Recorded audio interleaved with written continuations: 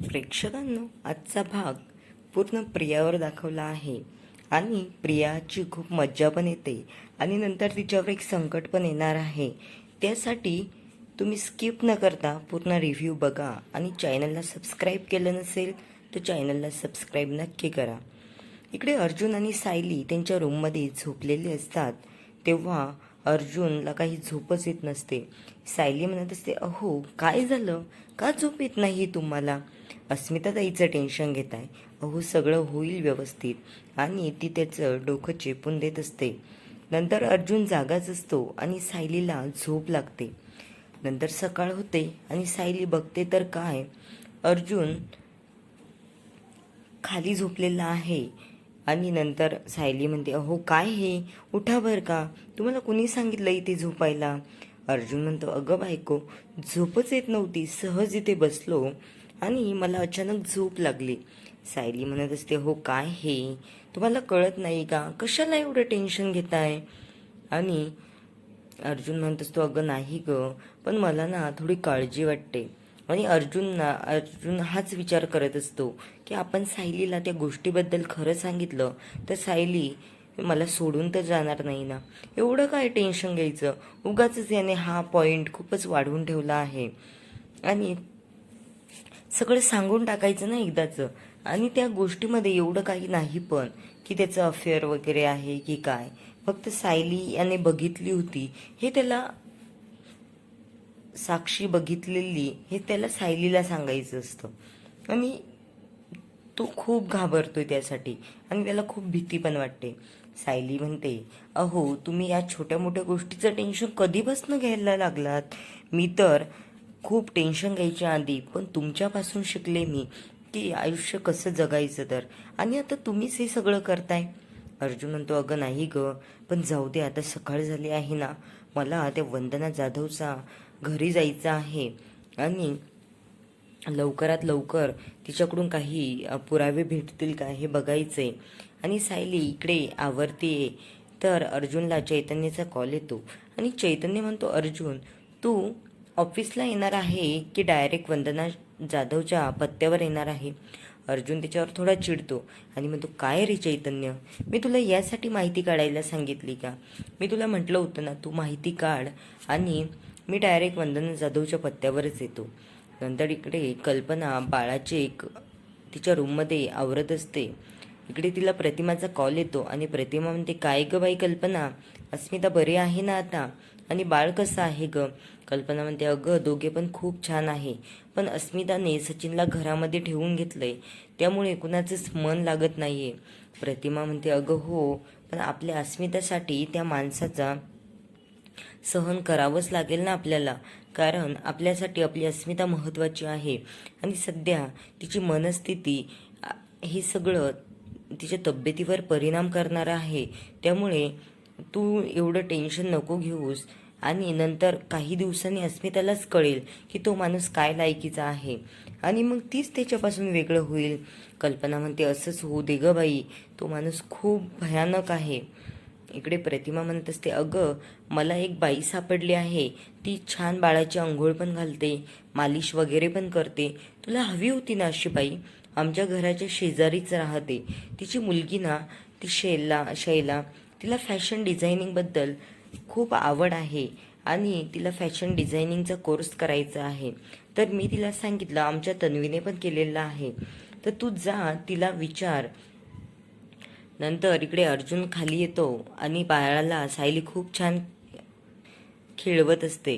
नंतर प्रिया येते आणि प्रिया म्हणते, अर्जुन कुठे चालला रे तू, आणि मला तुझ्याकडे थोडं काम होतं. अर्जुन म्हणतो, अगं बाई तन्वी, तू काहीच करू नकोस, मला माहिती आहे तू सगळ्या जबाबदाऱ्या पार पाडशील, मला घरी राहायची काय गरज आहे. इकडे या प्रियाला त्याला बाहेर जाऊ द्यायचं नसतं, पण अर्जुन आणि सायलीने हिला खूप चांगलं ओळखलेलं आहे त्यामुळे ते काहीच ऐकत नसतात. अर्जुनला थोडं लक्षात येतं आणि तो म्हणतो, मला काही वर्क फ्रॉम वगैरे करायला जमणार नाही, अस्मिताकडे लक्ष द्यायला बाकी घरचे सगळे आहेत ना, आणि स्पेशली तू आहेच की, बाळाचे लाड पण करते, सचिनकडे पण लक्ष ठेव आणि मला काही टेन्शन वगैरे नाही तू असल्यावर. आणि तो जायला निघतो. इकडे सायली म्हणते, अगं प्रिया, त्यांना थांबवण्यासाठी एवढे नाटकं करायची काय गरज आहे? प्रिया थोडी चिडते आणि म्हणते, कसले नाटकं ग? आणि मला खरंच असं वाटलं अर्जुनने घरी थांबावं म्हणून मी म्हटले त्याला. सायली म्हणते आणि थोडी ही रागात निघून जायला जाते. सायली म्हणते, कसले नाटकं?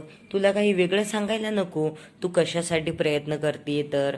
आणि जा बरं, तू थोडी कामात लक्ष दे. आणि प्रिया इकडे खूप रागात येते आणि थोडी विमलवर चिडते.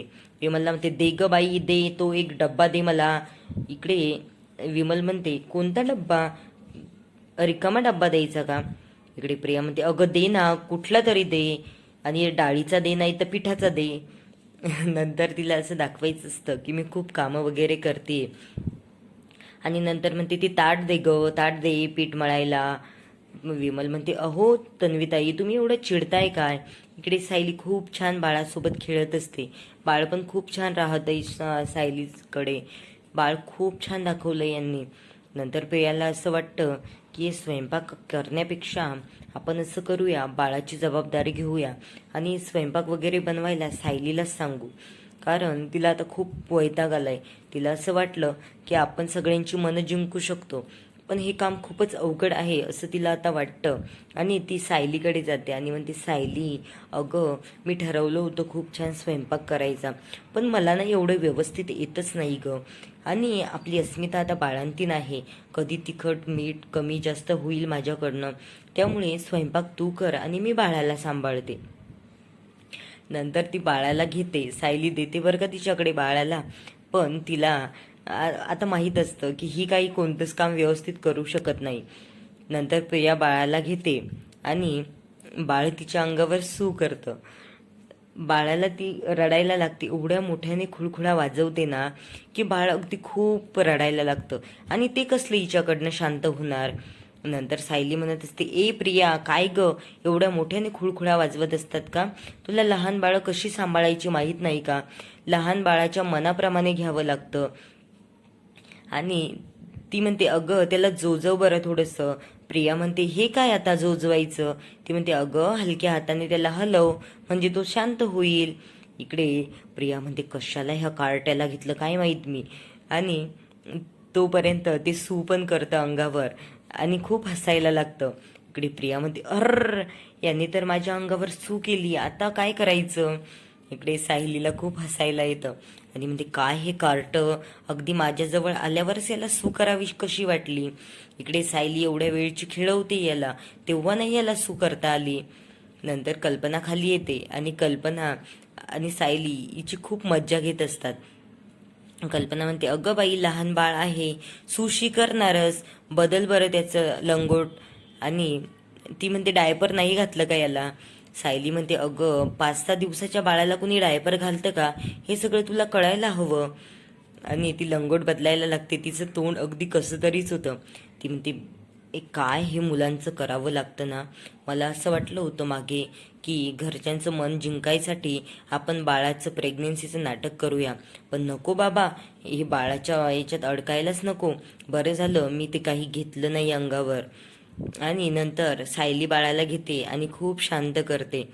इकडे प्रिया म्हणते, आता मी जाऊ का? साडी वगैरे बदलून येते. तोपर्यंत ही शैला आली. शैलाला कल्पना म्हणत असते, तुला प्रतिमानेच पाठवलंय ना? ती म्हणते, हो. नंतर ती म्हणते, बस ग. सायली पण म्हणत असते, बस ग इकडे. नंतर विमल येते आणि विमल म्हणते, मी शैलाताईसाठी चहा बनवते.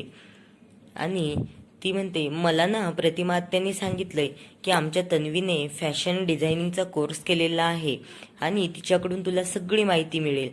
इकडे तन्वी म्हणते, हो ग, देईल ना मी तुला माहिती, केलेला आहे मी कोर्स. आणि प्रियाने कसलं कॉलेज वगैरे काहीच केलेलं नाही. तिने हे सगळं खोटं नाटक करून आणि ID कार्ड बनवून सगळ्यांना फसवलंय. आता हे पुढे सायलीला कळतंच. त्यामुळे प्रिया म्हणत असते, इकडे शैला तिला खूप क्वेश्चन विचारत असते. प्रियाकडे एकाही क्वेश्चनचं उत्तर नसतं. ती म्हणते, कसा असतो ताई तो कोर्स आणि कोणत्या कॉलेजमधून केलाय तुम्ही? इकडे प्रिया म्हणते, असंच कोणत्या तरी कॉलेजचं नाव सांगते. आणि सायली म्हणत असते, ही का अशी गडबडतीये? की ती म्हणते पण, प्रिया तू असे का अडखळतीये की तुझा आणि फॅशन डिझायनिंगचा काही संबंध नाहीये. प्रिया म्हणते, अगं नाही ग, ही माझी साडी ओली आहे ना, मला ती चेंज करायला जायचंय.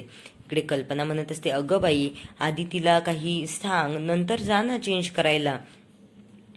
ती नंतर म्हणते, अगं ताई, फॅशन डिझायनिंगसाठी तू कोणतं सॉफ्टवेअर यूज करायची. इकडे प्रिया म्हणत असते, अगं मी तुला हे सगळं नंतर सांगते ना, त्यामुळे मला थोडा वेळ दे आणि मी साडी बदलून येते, नंतर तुझ्या सगळ्या क्वेश्चनची उत्तरं देते.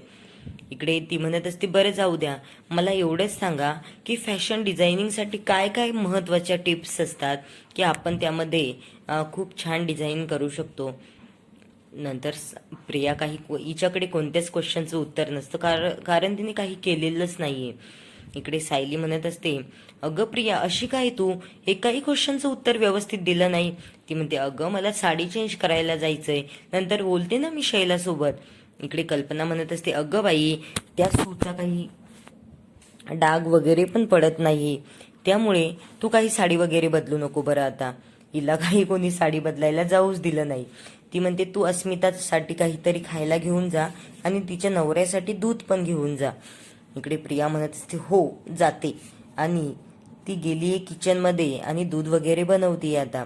इकडे शैला म्हणत असते, कल्पना म्हणते, अगं बाई, तुझी आई कधी येईल ग मालिश वगैरे करायला बाळाची. शैला म्हणते, येईल ना. इकडे सायली थोडी विचारात पडते की मी एवढ्या वेळेस तन्वीच्या रूममध्ये गेले, पण फॅशन डिझायनिंगबद्दल तिथे मला काहीच कधी सापडलं नाही. लगेच इकडे सचिन आणि प्रियाचा सीन घेतलाय. सचिन म्हणतो, काय ग प्रिया, तू माझ्यासोबत राहून नाटक करणार, मला मदत करशील का. प्रिया म्हणते, हो करेल ना तुला मदत, काय झालं मदत करायला. सचिन म्हणतो, अगं मला असं वाटतंय, जेवढ्या गोष्टी या घरातल्यांना माझ्याबद्दल माहिती नाही ना, तेवढ्या तुला माहिती आहे, कारण तू साक्षीची खूप जवळची मैत्रीण आहे असं मला माहीत झालंय. नंतर प्रिया म्हणते, हो आहे ना मी, पण तू मला थोडीशी हेल्प करशील का. तो म्हणतो, हो. प्रिया म्हणते, अरे मला थोडी पैशाची गरज आहे. इकडे सचिनचेच पैशाचे खूप वांदे आहेत आणि त्यात ही प्रिया त्याला पैसे मागते. तो काय पैसे देणार तिला, त्यामुळे तो म्हणतो, तुझा मोबाईल दे ग मला एकदा, आणि तिथून पळ काढतो. नंतर प्रिया हसायला लागतो खूप जोरात आणि म्हणतो, तुझा मोबाईल दे मला, आणि तिथून निघून जातो. प्रिया म्हणते, काय हा विचित्र माणूस, मी कशाला याला मदत करायचा होकार दिला आणि का मी याला मोबाईल दिला हेच मला कळत नाहीये. हा खूप विक्षिप्त माणूस आहे, कधी कुणासोबत काय वागेल काहीच सांगू शकत नाही, आणि मला अशी दुर्बुद्धी सुचली की माझी सगळे अपडेट मी याला देत राहिले. आणि ती थोडी खूप चिडते आणि म्हणते, उगाच या माणसाच्या नादाला लागायला नको, आणि तिथून निघून जाते. नंतर प्रिया थोडी विचार करत असते की फॅशन डिझायनिंगबद्दल काय सांगायचं आहे आता. लगेच प्रतिमा आणि सायलीचा कॉल आलेला दाखवला आहे. सायली म्हणते, प्रतिमा आत्या, तुम्ही मला तन्वीच्या स्कूलचा ID कार्ड, कॉलेजचा ID कार्ड पाठवता का, कारण मला तिच्या ID कार्डवर कॉलेजचं नाव आणि ते कळेल, म्हणजे मी माहिती काढायला मोकळी. नंतर ती पाठवते आणि म्हणते, प्रतिमा आत्या, खूप छान फोटो आलाय, आता मला काही ना काही यातून कळेलच. प्रतिमा आत्या म्हणते, हो ना, तू माहिती काढतीये म्हणून आपल्याला लवकर कळेल तरी की ही खरी तन्वी आहे की नाही. नंतर इकडे अर्जुन आणि चैतन्यचा सीन घेतला आहे. अर्जुन आणि चैतन्य गाडीत बसायला येतात, तर एक माणूस गाडीसमोर उभा असतो आणि त्याने हेडफोन्स लावलेले असतात, त्यामुळे तो कुणाशी तरी फोनवर बोलतोय. त्याला काही हॉर्न वगैरे ऐकायला येत नाही. इकडे अर्जुनचं वेगळ्याच टेन्शनमध्ये असतो, त्यामुळे तो खूप जोरात हॉर्न वाजवतो, पण तो माणूस काही बाजूला सरकतच नाही. इकडे अर्जुन खूप चिडतो आणि चैतन्य म्हणत असतो, अर्जुन तू आता असा काय चिडचिड करतोय रे, खूप चिडतोय कोणत्या पण गोष्टीवर. तू असं कर बरं, सायली वहिनीला सगळं खरं सांगून दे, म्हणजे तुझं एकदाचं टेन्शन जाईल. आणि तो म्हणतो, गप रे चैतन्य तू. आणि अर्जुन खूप जोरात खाली उतरतो आणि त्या माणसाला असं बाजूला करतो आणि त्याची गाडी पण बाजूला लावतो. तो माणूस इथे चिडतो बरं का अर्जुनवर. अर्जुन म्हणतो, तुम्हाला सेन्स आहे का की असं 4 व्हीलरच्या समोर गाडी लावून बसलाय, त्यात पण मोबाईलवर बोलत, इथे कुणाला काही काम असतं अर्जंट, लवकर जायचं असतं. आणि तो माणूस म्हणतो, हे काय तुमचं असं वागणं, सांगायचं ना सरळ येऊन. इकडे अर्जुन त्याला म्हणतो की तुम्हीच अशा मध्ये उभं नाही राहायचं ना. कशाला उगाच फोनवर बोलायचं ना, कुणाची काही कामं असतात, गाडी काढायची असते पार्किंगमधून लवकरच. हा माणूस त्याला अगदी स्वारी म्हणतो आणि बाजूला जातो. पण अर्जुनला कशाचं टेन्शन आलं हे चैतन्यला कळत नाही. चैतन्य परत डोक्याला हात लावतो, म्हणतो अर्जुन हे एवढ्या छोट्या गोष्टीचा एवढा इश्यू का करतोय तू. अर्जुन म्हणतो बरं स्वारी बाबा, जातो मी, पण दुसऱ्या वेळेस तुम्ही असं मध्ये उभे नका राहत जाऊ. माझ्याच गाडीच्या नाही, दुसरं कोणतीही गाडी असली तरी त्या माणसाला असं नका करत जाऊ. इकडे चैतन्य समजावत असतो, अर्जुन तू चिडू नकोस रे बाबा. नंतर कसा तरी अर्जुन शांत होतो. इकडे कल्पना आणि सायली बोलत असतात बंगल्याच्या बाहेर येऊन. नंतर सायली म्हणते, आई अस्मिताताईचं काही माहीत झालंय का तुम्हाला. कल्पना म्हणते, हो ना ग, तिच्याबद्दलच बोलायचंय मला तुला. हा सचिन ना खूप विचित्र माणूस आहे ग. मी आत्ता त्याच्या आईवडिलांना कॉल करून त्याचं सगळं सांगितलंय. अगं हे सगळं त्याच्या आईवडिलांना पण माहीत नाही, आणि तो भारतामध्ये आलाय कॅनडाहून हे पण त्याला त्यांनी सांगितलं नाही. नंतर सायली म्हणते, बघा ना आई, हा माणूस त्याच्या आईवडिलांचा नाही होऊ शकला, तो आपल्या अस्मिताताईला काय खुश ठेवेल. आपल्या अस्मिताताईला कळायला हवं. नंतर लगेच सचिन येतो आणि म्हणतो, सायली वहिनी काही प्रॉब्लेम झालाय का.